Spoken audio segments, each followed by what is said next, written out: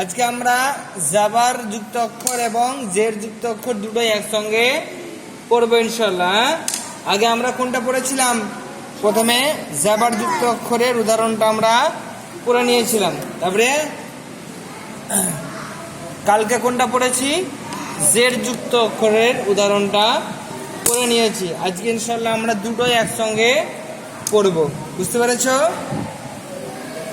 দেখো, এটা কি? হামজা। হামজা বলো, হামজা। কেন? আর এটা যদি জেডটা যদি না থাকতো তাহলে কি হতো? এটা আলিফ হতো। যেমন ধরো নাও, এই যে আমি যদি এরকম ভাবে শুধু একটা আলিফ লিখি, কি হবে? এটা আলিফ হবে। এটা কি? আলিফ। কেন? আলিফ সর্বদা খালি হয়, আর হামজা কখনো খালি হয় না। যখন এটা খালি থাকবে তখন এটা কি হবে বলো? আলিফ। আলিফ আলিফ বলো, কি হবে? আলিফ। আর যখন জাবার জের পেশ কিংবা কোনো সাকিন কিংবা কোনো তাসদীদ থাকবে তখন এটা কি হবে? হামজা। কি হবে বলো? হামজা। আমরা পড়েছি হামজা কখনো খালি হয় না, আর হামজা সর্বদা জাবার যুক্ত কিংবা জেড যুক্ত কিংবা পেশ যুক্ত কিংবা যাই কিছু অক্ষর থাকে আর কি। বুঝতে পেরেছ? হারাকাত কিছু থাকে, কিন্তু আলিফ সর্বদা খালি হয়, হামজা কখনো খালি হয় না। তাহলে এটা কি হবে বলো? হামজা। কি হবে? হামজা। হামজায় কি আছে? জের। হামজা জের কি হবে? ই। হামজা জের কি হবে বলো? ই। হামজা জের ই। আর এটা কি? বা। বা জের বি। বা জের বি। তাহলে দুটো একসঙ্গে বলো, ইবি। ইবি। হামজা জের ই, বা জের বি, দুটো একসঙ্গে কি হলো? ইবি। ইবি। ইবি। আচ্ছা, এটা কি বলো? বা জের বি, লাম জের লি, তাহলে কি হবে? বিলি। বিলি। বিলি। আচ্ছা, জেড যুক্ত অক্ষরকে কি বলে? জেড যুক্ত অক্ষরকে মুতাহারিক বলে। কি বলে? তাহলে বাটা কি হবে এখানে? মুতাহারিক। লামটা কি হবে?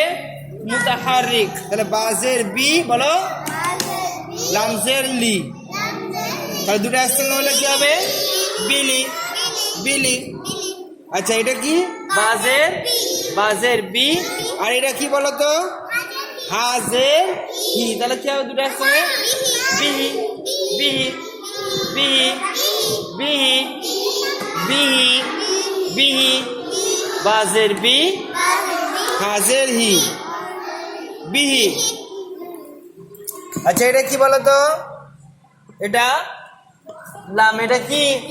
লাম। আর এটা ইয়া। লাম আর ইয়া একসঙ্গে, লাম ইয়া একসাথে, তাহলে লাম জের লি। লাম জের লি, ইয়া জাবার, তাহলে কি হবে? দুটো একসঙ্গে করলে লিয়া বলো, লিয়া। তাহলে লামটা কি হবে?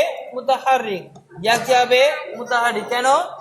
জাবার আছে এবং ওই জন্য ইয়াটা কি হয়ে যাবে? মুতাহারিক। আর লামে জের আছে, ওই জন্য কি হবে? লামটাও মুতাহারিক। কেন না? জাবার জের পেশ যেটা থাকবে না কেন সেই অক্ষরকে কি বলবো? মুতাহারিক বলবো। বুঝে আসছে?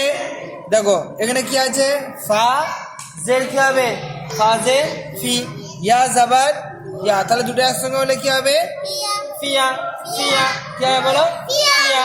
ফা জের ফি, ইয়া জাবার ইয়া, ফিয়া। তাহলে ফা কি হবে? মুতাহারিক। কেন? নিচে কি আছে? জের, ওই জন্য ফা মুতাহারিক। আর ইয়া কি হবে?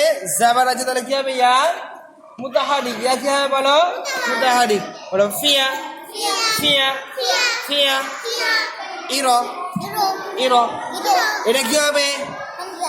আলিফ হবে না হামজা হবে? হামজা। কেন? নিচে কি আছে বলো? জের আছে। নিচে কি আছে? জের আছে।